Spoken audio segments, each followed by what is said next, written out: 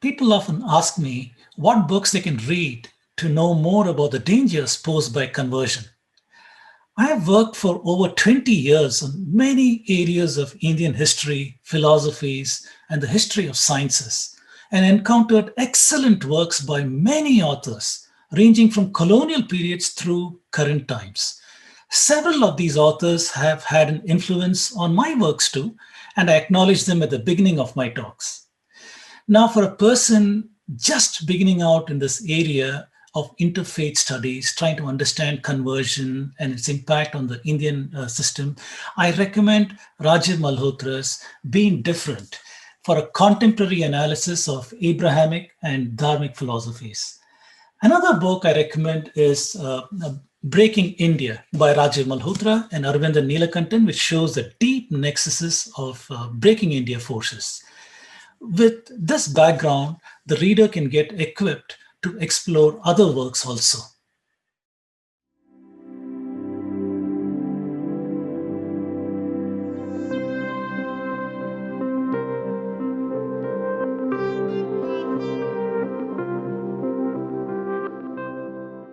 The sermon that lady, the female evangelist, delivered on that in that camp was something about the worthlessness of worshipping idols. Because I mean, why are those idols worthless? Because they are created objects made by human hands using the same material that is used for making household things like firewood and tools. What I would like you to do here, Raj, is to throw some light on what Murti Pujan in Sanatana Sanskriti is. Sure. First, let me tie it to the historical tradition because that's what I love doing.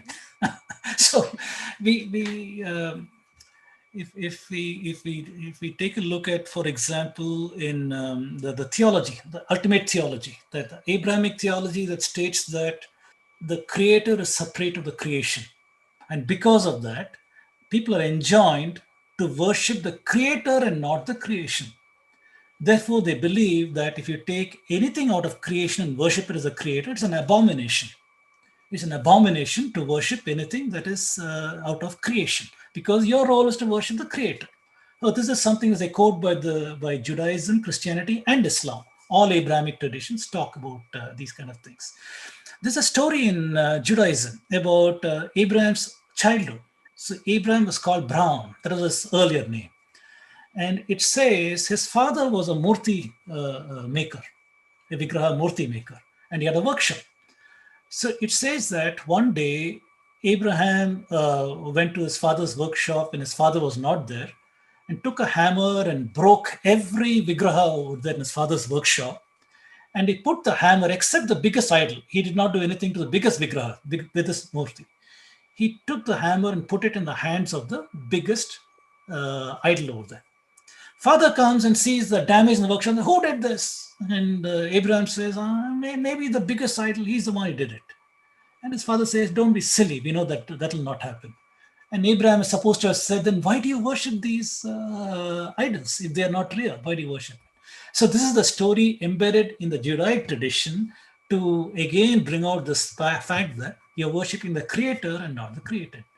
So this is their worldview that there is a place where we don't know, we cannot conceive, creator somewhere is outside of creation, physical universe. So we don't even know what that even means. And this is what it is.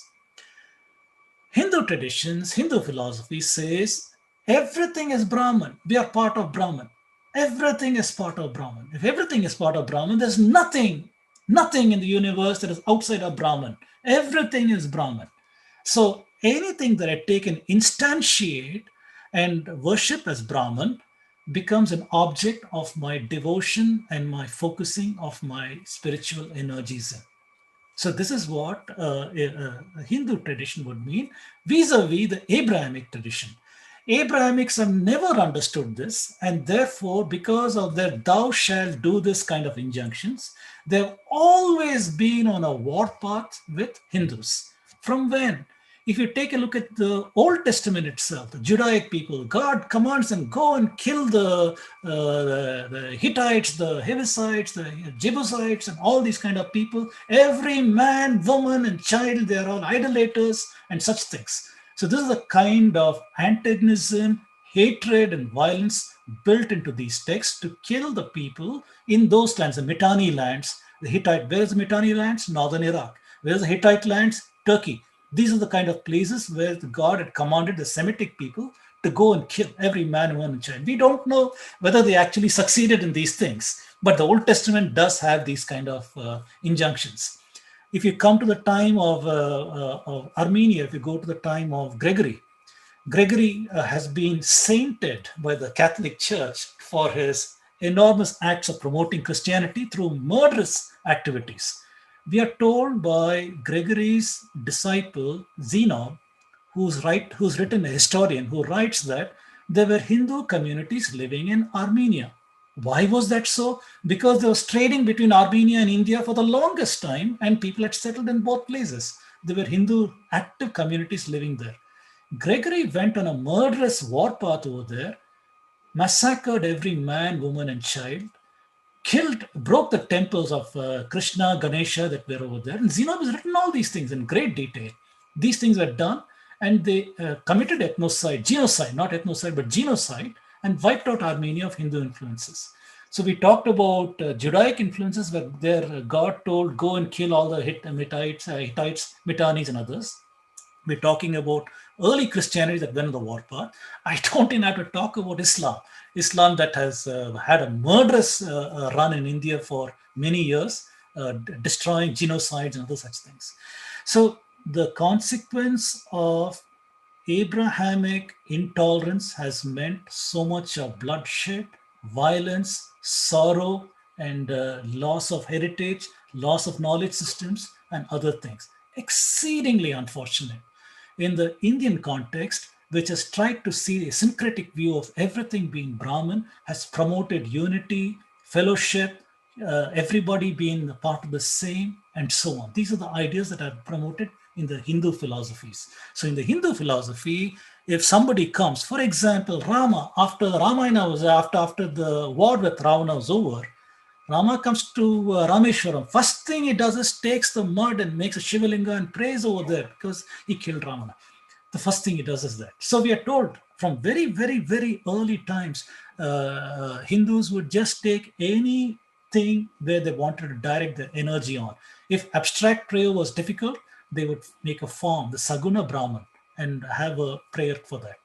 So the puja that we're talking about also is a form of sadhana. It's a form of practicing. Remember the analogy that I gave about the trees, about how if you want to look for a star, you look at the various things and you use that to finally go to the object, the star over there.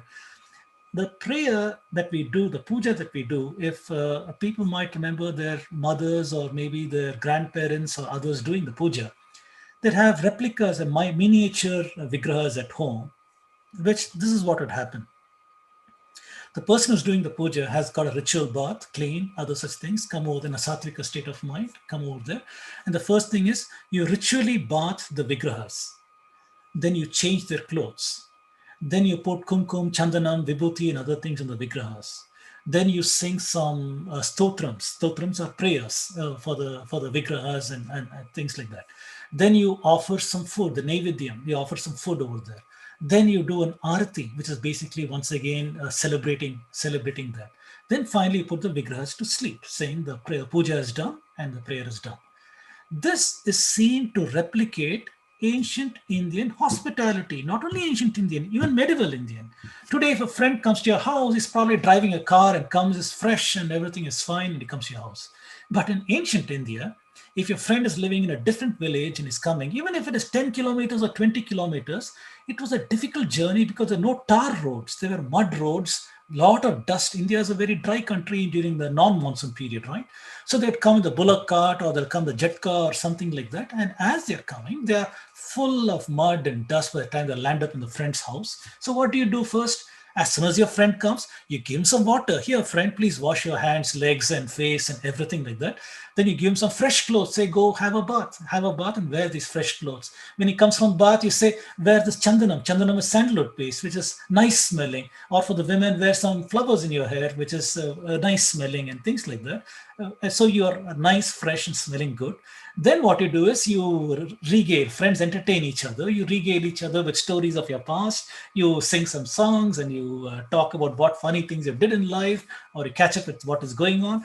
Then you have the food. You all eating is a big part of friendship, right? So you also have a nice meal over there. And after you're done with that meal, it's time to say goodbye, or friend, it's time for you to sleep. You do that. So what we see is the ritual hospitality of India is encoded in the puja. Your Ishtadevata, which is the divinity with whom you have a personal relationship, you are you're going through the motions of your hospitality. You're doing that in the privacy of your home. You're doing that. In the meantime, during that time of puja, you're shut out to everything else. You're not worrying about, I had to cook something, I had to clean up this house, I had to do this job in the office. Your entire senses are over here, that I'm doing this puja and doing this with bhakti, full of love, devotion, bhakti, you're doing your puja. So you focused your mind on this path that you want, Brahman. So puja is intensely personal. It is intensely a form of worship where you are focusing your mind towards understanding I am Brahman. It is going towards that. That is what puja is. So somebody who is so deracinated, utterly ignorant, when they see this, all they can see is abomination. My book has told me it's an abomination. So I don't know what to say. The worldview is so far apart, so far apart. Correct. I don't even know if you can make a bridge between these two. Right, right. I mean, that's a beautiful explanation of what Murti Pujan is. It's really insightful. Never heard of this before. Thank you. Very beautiful, very beautiful. So let me talk about what this passage actually is. This is an exhortation delivered to the people of Judah by a Judean prophet. And when you read this passage in light of when it was written, for whom, by whom, and what was the purpose of behind writing it, one will clearly understand that this was not meant for anybody outside of the Jewish race. Mhm. Now, idol worshipping in pagan cultures was different from that of Sanatana Sanskriti. I mean, from what you have described just now, there's so much metaphysics to it. Mhm. There's so much of cultural value to it. Yes. And I feel the Murti Pujan of Sanatana Sanskriti and the idol worshipping of pagan Mediterranean Mhm. races Mhm. were different not only in their form but also in the purpose. Mhm. And the biblical writers who did not grasp, how the observant physical universe functioned, it would be hard to imagine that they would understand Mhm. the metaphysics of Murti Pujan.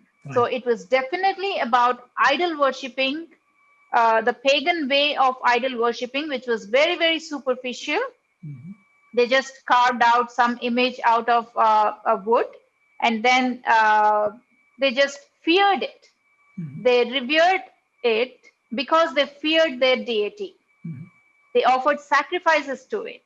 So Mhm. that way of worshipping is very different from the Murti Pujan that you just mentioned, that you just described. So, in all probability, the biblical writers of this particular passage did not intend to write this passage for anybody outside of those races, their race, their immediate neighbors. Yes. Yeah, I mean, if you know, the earth appeared flat to them. Mhm. They could roll it like a mat. Mhm. Mhm. So, what will they understand what Murti Pujan is? So, it was Yes. definitely not about Murti Pujan that they were talking about. It was only about the pagan way of idol worshipping, the Mediterranean pagan way of idol worshipping. Mhm. So there's no reason for us to take that passage to be, condemnation of Hindu way of idol worshipping. Mhm, mhm. The, And the, the other, I think we should yeah, avoid using the word idol also. This comes under the exactly, right. It's more, non-translatables that Rajiv Malhotraji has absolutely, been talking about. yes. When we say idol, then it connects to the knowledge systems that you talked about, that in those places they had a certain idea. We always call it murti or vigraha. Murti or Exactly. vigraha. So that's what I'm saying. Idol worshipping versus Vigraha Puja. Yes. Yes. Another reason cited by the speaker for converting is that Hinduism demanded sacrifices Mm. from its adherents. And he doesn't expect my sacrifices because he has already sacrificed himself on the cross of Calvary. Who are they sacrificing to, and what are they sacrificing here? I haven't gotten that. This is another of those ignorant statements with no understanding at all, with such a shallow understanding. They conflate their ignorance as if it's reality, and worse, with arrogance. So, in the progress towards your spiritual goal, remember there is no one book, one way, one God, and these kind of things made for very, very base level understandings. It is you have a library of ways. This whole, and there's no one book. There's a library of books over here, library of ways over here. So one has got to understand there are many, many paths to go to your destination over here, and it is up to you to understand how to go over there. There is no one path. Everybody's journey is individual. It is your journey, your best understanding of everything. So, in a journey like this, you might want to strengthen your resolve in various ways. Maybe you find you're a procrastinator. Maybe you find that you got some deeply embedded personality traits that do not allow you to progress on a spiritual journey. And that's true for most of us. Most of us have got some foibles or the other that prevent us from succeeding at certain things in life. So you, as a Hindu, might like to say, I will take a vratam. Vratam is a vow, a religious vow, if you will.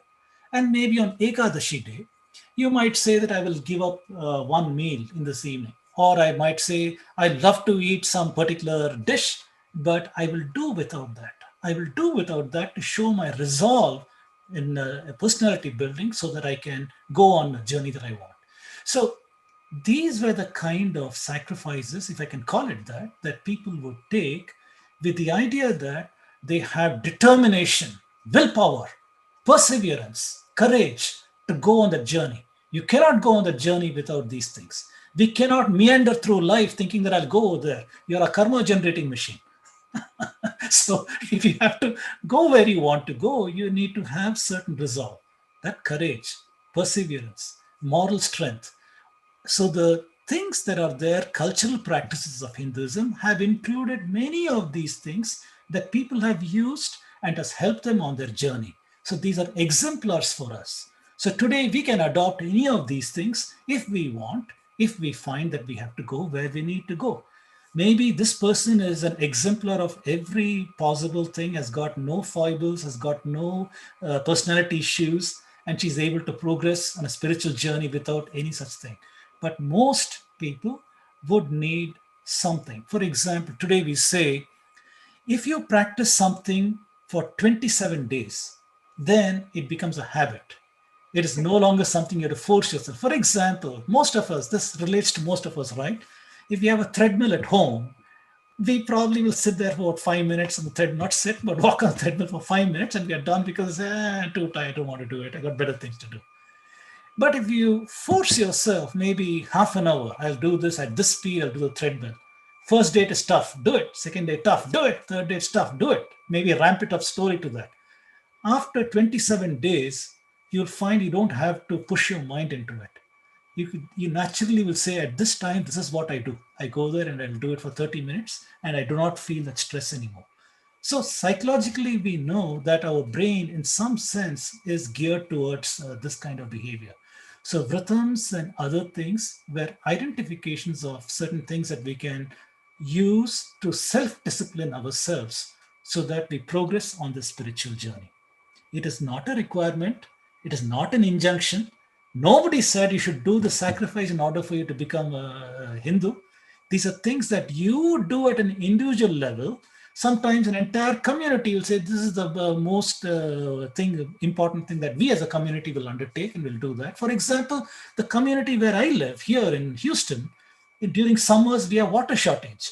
So during water shortage, they put signs all over the community saying that, please don't water your lawns during the summer months or reduce your water. So the entire community will take the sacrifice of not having very, very green lawns and say, I'll water this less. So communities in India also would adopt something that's dear to them at some point, because they all believed in this journey that we all are on. So at an individual level, community level, family level, at various levels, if you will, it's like the Mandelbrot set. You keep going deeper and deeper, and you see that recursion happening everywhere similarly. So at various levels, you had these practices coming, and culturally, this is the central meaning. There is no thou shalt do this or thou shalt not do this. There were references and exemplars. You are at liberty to pick it up from this library of books that you have.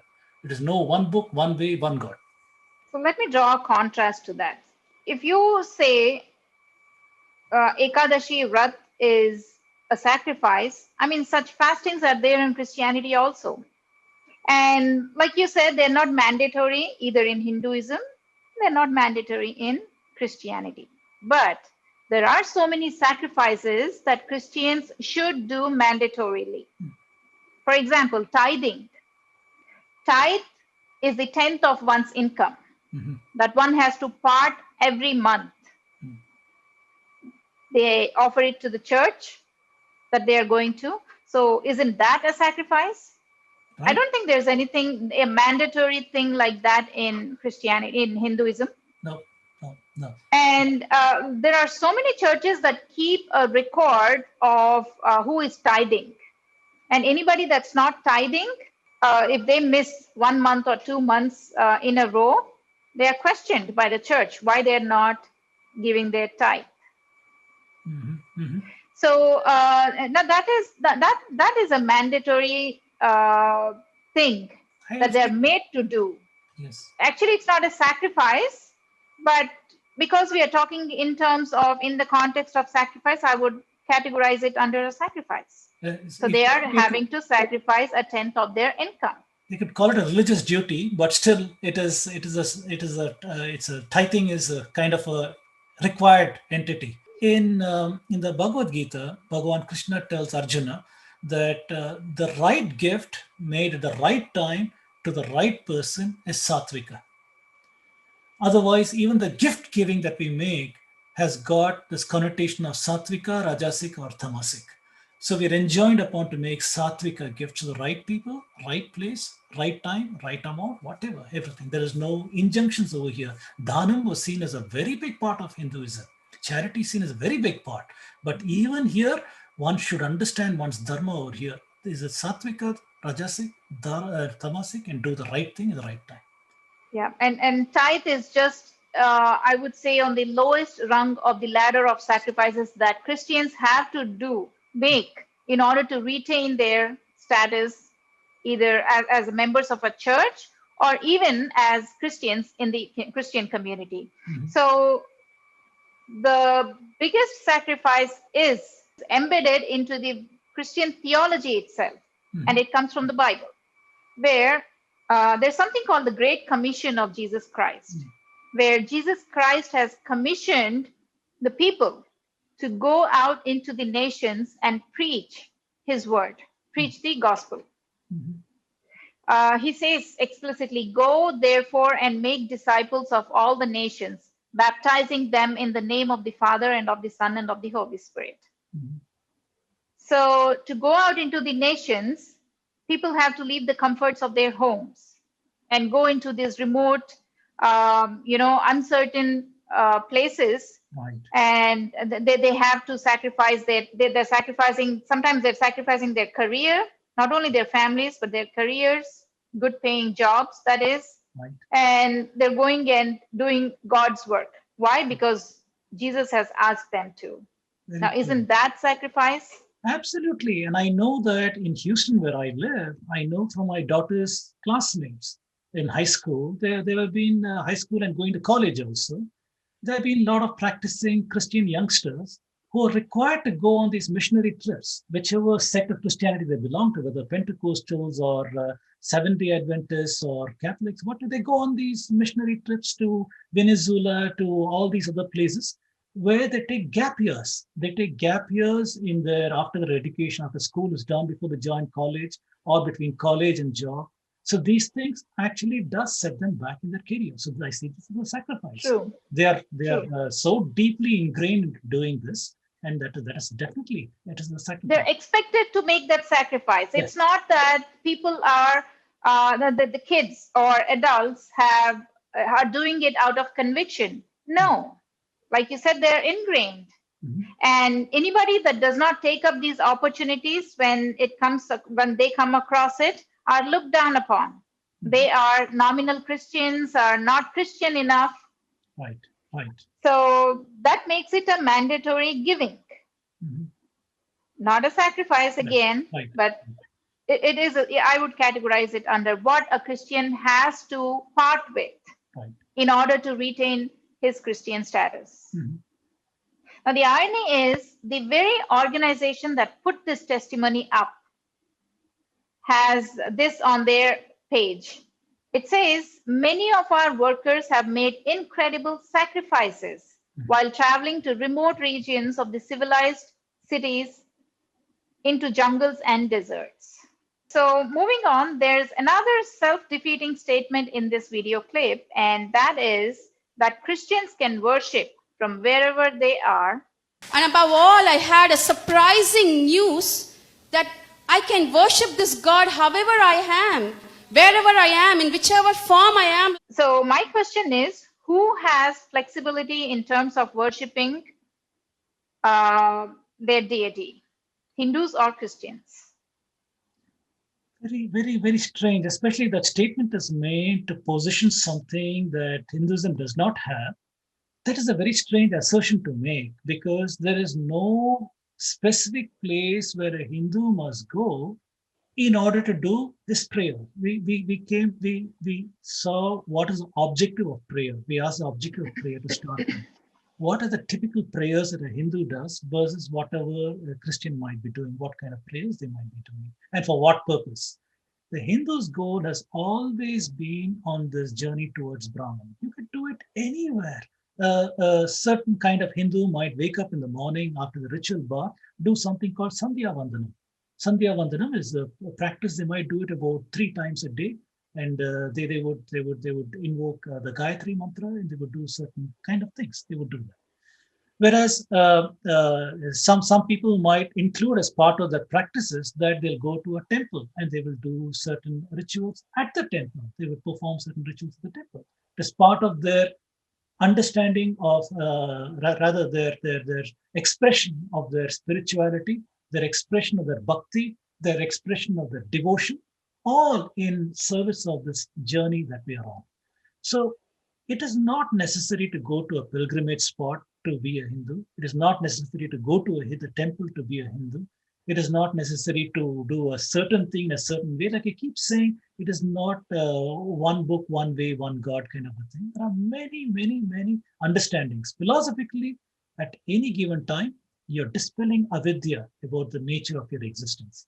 Towards that, you have great freedom. You have great freedom to explore this notion of spirituality. I, for example, could go and sit in a church, which I have done, and I can sit and try to sing your psalms with you. I can try to understand the mode of worship that you're doing. I can try to understand where you're going towards this without confusing that all gods are equal. It is not, because I understand the divinity that you're praying to has got some exclusionary clauses over there, and then understand the adharma of your practices when you do things of that nature. So as a Hindu, I've got great freedom in exploring spirituality. I've also had the occasion of being with Muslims when they do their prayers, when they break their ritual fast, and these kinds of things. And I understand the practices which they have when a non-Muslim is in their presence. I know fully well what exclusionary methods they do when they are part of a group and others. I know that. But the point is to say here, A Muslim can never enter into a temple, so also a Christian can never enter into a Shiva temple or a Vishnu temple or a Devi temple or Shakti temple because it is an abomination. We can't go there. Satan resides there. This is what has been ingrained into their heads. So they cannot do that. Whereas I, as a Hindu, have 100% freedom to go and explore spirituality. What kind of spirituality do you do in the mosque? I have the freedom to go and do that.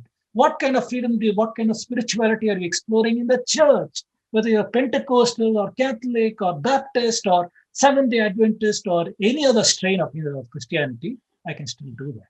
Nothing is preventing me from doing that because at every given time, I know my dharma. I know my dharma. I know my goal in life is to dispel this avidya. In the process of dispelling this avidya, I will explore what you're doing. It does not mean that I believe in this one God, one book, one way. It is not that. We belong to a culture that has got a library of ideas, a library of books. This is a statement from Jeffrey Armstrong, which I'm repeating. So this is we belong to a culture that has got a library, not just one book. So I got great freedom as opposed to somebody who's locked in because every exit door that you explore, Satan is residing there. You can't go there. Right, right. So I don't have this freedom there. This statement actually indicates a shallow understanding of her own faith, the faith that she has embraced, because the place of worship, the physical place of worship, the church or the synagogue for the Jews. So for Judeo-Christianity, the significance of a place of worship is much more than a temple is for a Hindu. If Christians had the luxury of worshipping their God from wherever they are, what was the need for the church corporation to pour in trillions of dollars for building churches? Right. And also, I have never heard of a pujari visiting a Hindu devotee's house and asking, why are you not coming to the temple? Right. But this happens in a church. Churches have memberships. Again, temples do not have memberships. So churches have memberships, and the pastor knows how many families are attending church. So if he sees that an individual or a family hasn't come to church, attended church in a week or 2 weeks, the pastor visits the family and finds out why they're not going to the church.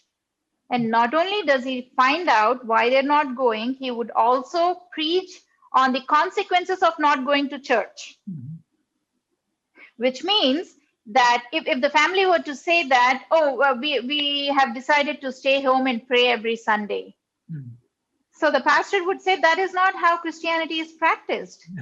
Such Christians are looked down upon. They are called lukewarm Christians or liberal Christians or nominal Christians. Or worse still, they are demonized. They say Satan is not allowing them to go to church. That is how important praying in a church is, attending in a church is. God is not going to listen to your prayers if you do not offer it in church every Sunday. I mean, you can go to church once a week, and then for the rest of the week, you can pray from home. Those prayers will be answered. But if you were to totally quit going to church, then such prayers do not reach the Christian God. This is the way Christianity is practiced. So this is what I think, Raj. They're so confused, the new converts, that they just don't make sense when they are describing their faith matters, the matters of faith.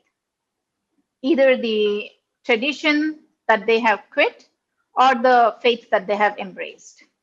Yes. So just to reiterate, I think it's anybody's personal choice to go to whatever they think gives them a spiritual goal or happiness in life and these kind of things. It's their prerogative. Their prerogative to go and worship whatever form they want. And I don't think any of us would have any kind of objections to that. Only issue comes when your faith infringes on my right to live the life the way I want to. In India today, we have been demonized and our space is shrunk because of the practice of other Abrahamic religions. At that point, then we have to speak up. We also had to speak up when somebody says they're converting because of these certain issues in Hinduism. That's why they converted. That too is a cause for discussion because these are based on utterly incorrect, demonized, distorted narratives. So we need to speak up and correct those things too. I would suggest that whenever any Hindu individual, student, kid, or an adult is faced with a conversion pressure, to make sure that you understand Hinduism is not in conflict with science. Science is perfectly in conformance with the Sanatana Dharma because we are seekers. A seeker is a scientist. A seeker is somebody who uses rationality, logic, and understanding the pramanas, all the pramanas to understand reality, make sense of truth claims, and navigate your way through life. In this case, dharmically, reducing your karmic footprint. This is what we do as Hindus. Whereas one should be told that in Abrahamic systems, there is a conflict with science because there are some history-centric events, the way Raji Malhotraji has talked about in his books. There are history-centric events over here which are critical to the truth claims that are proposed by Abrahamic systems. If those history-centric events are analyzed logically and rationally through our prism of science, they don't hold up. And one of the big things is theory of evolution, theory of the cosmos. All of these ideas that we have in science today, they are not in conformance with these things. That is why we repeatedly see the rejection of science by Abrahamic people. So even if they try to position that Christianity or other things are modern and they are Western way of thought is modern, as opposed to anachronistic, Indian, backward, primitive, be sure you take the discussion to these points. What is your approach to science? What is your approach to theory of evolution? When you have a truth claim that is history-centric, what does it mean in the prism of these understandings? And try to understand your own heritage, your own cultural knowledge that you should acquire that tells you that you're a seeker in life. You can question everything. There is no blasphemy here in Hinduism. You have the freedom. You have the freedom to explore. You have the freedom to understand your role and goal in life. So those are my closing statements over here. Hindu would never, ever try to turn Abrahamic that you don't have space over here to practice your faith. However, the practice that an Abrahamic does definitely infringes on the rights of a Hindu to practice their way of life. And that is a problem. Hindus have always offered live and let live. Once again, live and let live. The Hindu Dharma offers this to everybody. Live your life and let others live their life. The Abrahamic theologies can never allow live and let live because they are being given by the Great Commission or whatever. They have been told to destroy all of the so-called pagan civilizations, assimilate and do these things for whatever judgment day or rapture or whatever ideas that have been inbuilt into their systems. And therefore, they can never live and let live. And that is the root cause of all of the problems that we have seen in the history of the world. All violence, all slavery, all kinds of abomination that have happened in the human life, in history, have been because of these ideas. They're unable to live and let live. So Abrahamics must think about these things. How can you live and let live today? The Hindu needs to understand that your way of life is to live and let live. So you belong to a civilization that is universal. You belong to a civilization that allows you to explore at will without any kind of blasphemy or any such thing. You belong to a civilization that asks you to question everything, to become a scientist, to become a seeker. Never forget these things before, instead of blindly jumping into some unverifiable truth claims and taking that as a truth. So this is my request to anybody who's facing conversion pressures, regardless of the situation that you are in.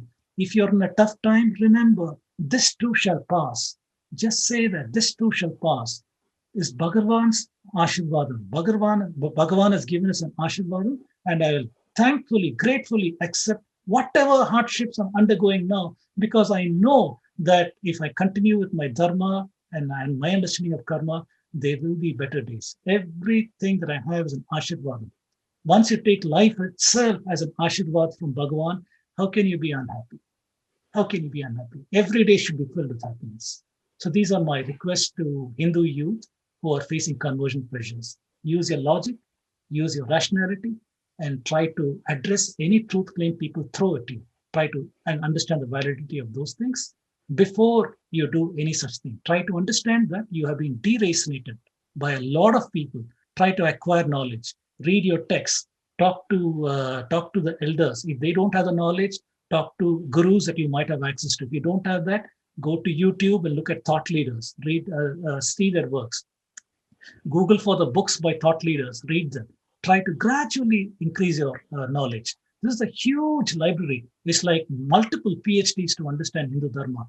It doesn't matter. You track out your own path, your own understanding through your own life experiences. Try to do that.